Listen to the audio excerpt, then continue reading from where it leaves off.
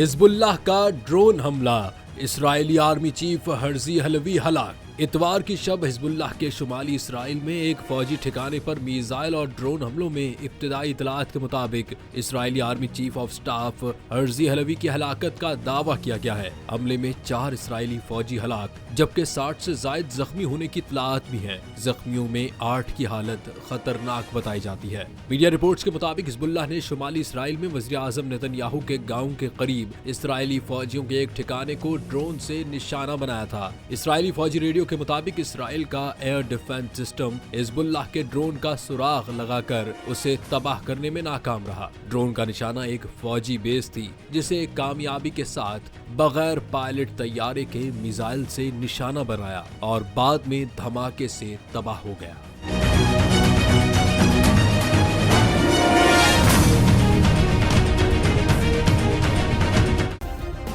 Subscribe کریں اور بیل دبائیں تاکہ کوئی خبر رہ نہ جائے۔